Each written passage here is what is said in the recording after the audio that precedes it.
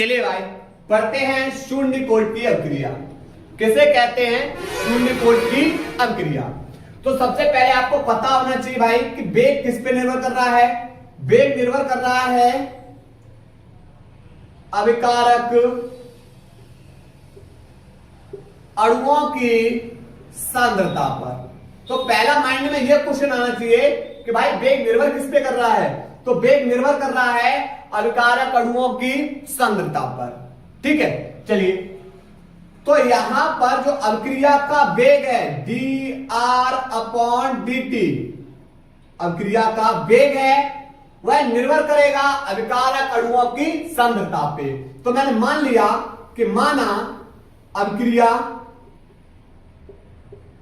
R और तीर के बाद बेटा क्या बना रही है? उत्पाद।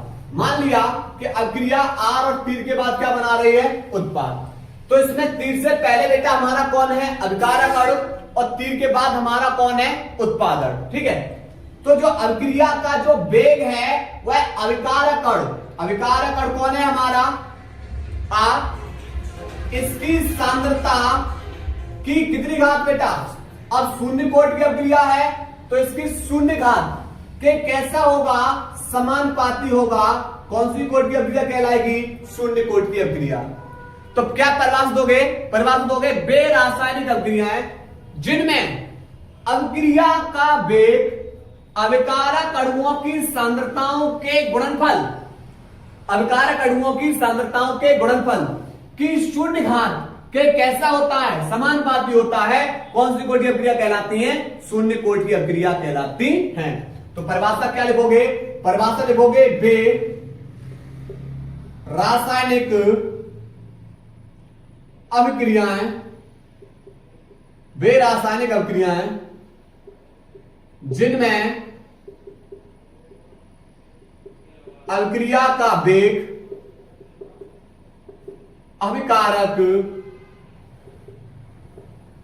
अभिकारक अणुओं की सांद्रताओं के गुणनफल की शून्य घात, गुणनफल की शून्य घात के समानुपाती होता है। शून्य घात के समानुपाती होता है। कौन सी कोटि की अभिक्रिया कहलाई भाई? शून्य कोटि की अभिक्रिया कहलाती हैं। शून्य कोटि की अभिक्रिया कहलाती हैं। क्लियर?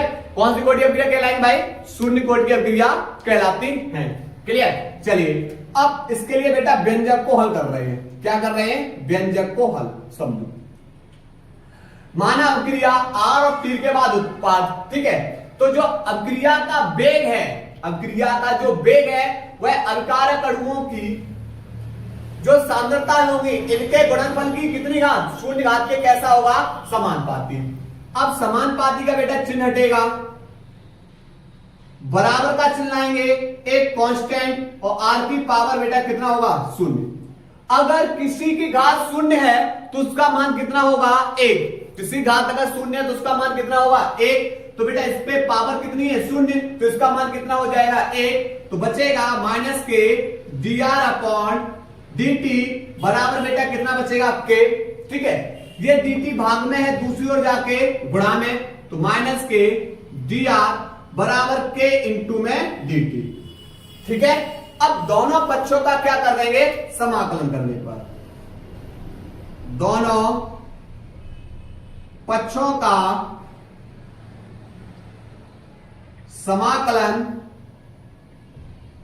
करने पर, जब भाई दोनों पक्षों का समाकलन करेंगे, करिए समाकलन माइनस के dr बराबर समाकलन के इंटू में dt। ठीक है, अब यहां से क्या होगा? एक फॉर्मूला होता है d के सापेक्ष x का समाकलन x, तो d के सापेक्ष बेटा r का समाकलन r, चिन्ह किसका है? माइनस का, तो माइनस बराबर जो कांस्टेंट होता है उसका समाकलन नहीं होता, तो कांस्टेंट हमारा k है वेग, वेग स्थिरांक या विशिष्ट अभिक्रिया वेग, तो इसका समाकलन नहीं होगा, तो डी के सापेक्ष में टी का समाकलन टी और प्लस में एक समाकलन स्थिरांक, किसको ले आए, सी। सी हमारा है समाकलन स्थिरांक। इसे समीकरण नंबर 1 क्या डाल दिया, 1। मैंने मान लिया, माना आर बराबर बेटा लगाएंगे आर नॉट और टी बराबर क्या लगाएंगे 0। तो आर की जगह लगाओ बेटा आर नॉट बराबर के इंटू टी की जगह लगाओ 0 और प्लस में सी। तो यहां पर बेटा ये 0 हो जाएगा, तो यहां से किसका मान निकाल लिया, समाकलन स्थिरांक का मान। तो सी बराबर माइनस के आर नॉट। इस सी का मान कहां लगा दो, समीकरण 1 में। सी का मान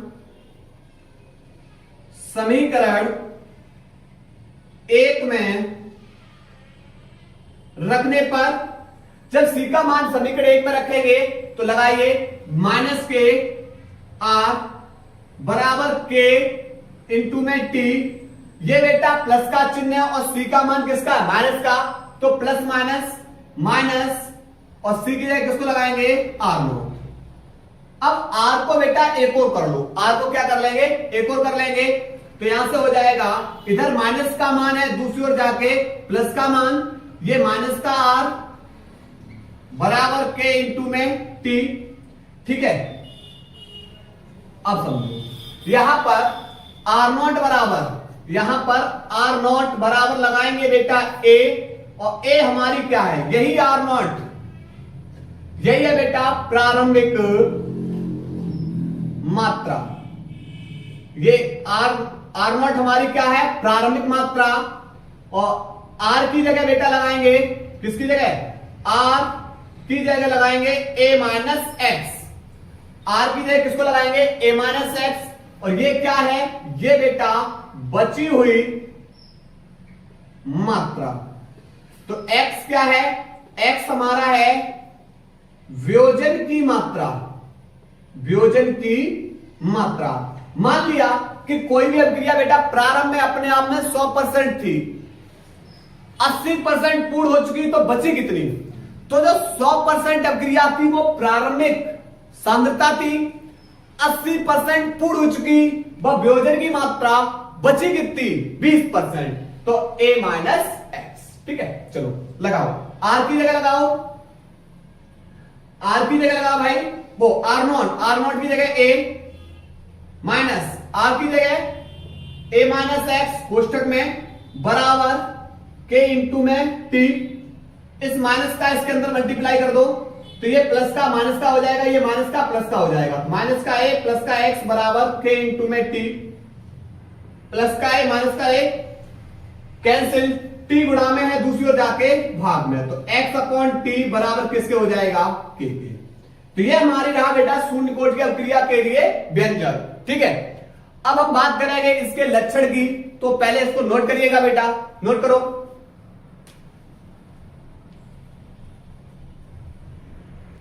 इसके बाद बेटा हम लोग अब इसके कुछ लक्षण को देखते हैं। देखिए सबसे पहले भाई यहां पर पहला लक्षण क्या है, अगर हम इसके वेग स्थिरांक की इकाई की बात करें, वेग स्थिरांक की इकाई इसकी बात करें, तो यहां पर k बराबर होता है बेटा x अपॉन टी। x हमारी वियोजन की मात्रा है, मात्रा मतलब सांद्रता, मात्रा मतलब सांद्रता, और सांद्रता बराबर बेटा क्या होता है, सांद्रता बराबर होता है मोल वटे आयतन।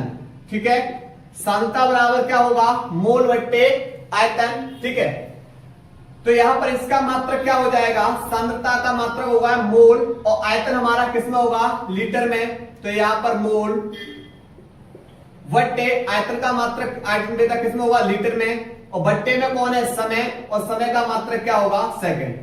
तो ये हमारा x सांद्रता है, सांद्रता का मात्रक मोल प्रति लीटर, बट्टे में समय है तो इंटू में सेकंड। ठीक है, कुछ नहीं इसकी पावर 1 और कुछ नहीं इसकी पावर 1।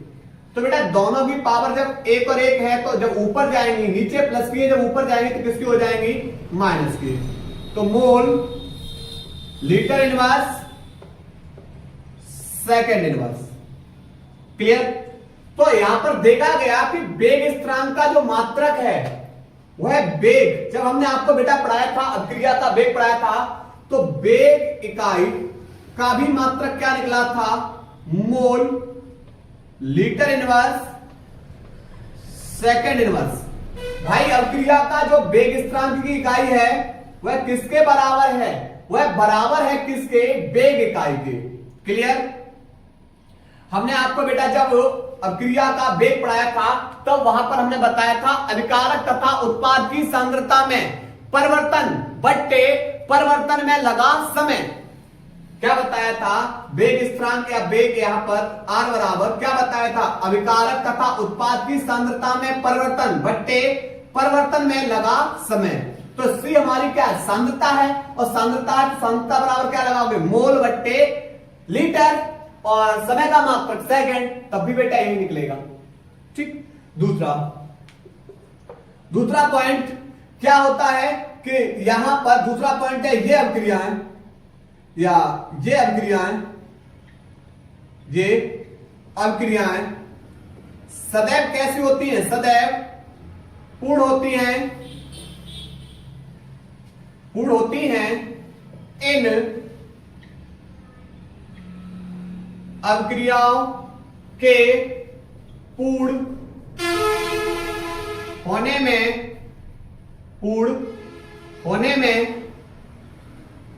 लगा समय AYK के बराबर होता है। AYK के कैसा होता है, बराबर होता है। क्लियर। तो यहां पर बेटा ये अभिक्रिया सदैव कैसी होती हैं, पूर्ण होती हैं, और इन अभिक्रियाओं को पूर्ण होने में लगा समय AYK के कैसा होता है, बराबर होता है। तीसरा पॉइंट है बेटा कि इन अभिक्रियाओं का जो वेग होता है वो सदैव कैसा होता है, स्थिर होता है। कैसा होता है, स्थिर होता है। तो यहां पर लिखेंगे इन अभिक्रियाओं का वेग सदैव स्थिर होता है तथा इसका मान वेग स्थिरांक के बराबर होता है। वेग स्थिरांक कैसा होता है, बराबर होता है। नोट करिए बेटा इसको।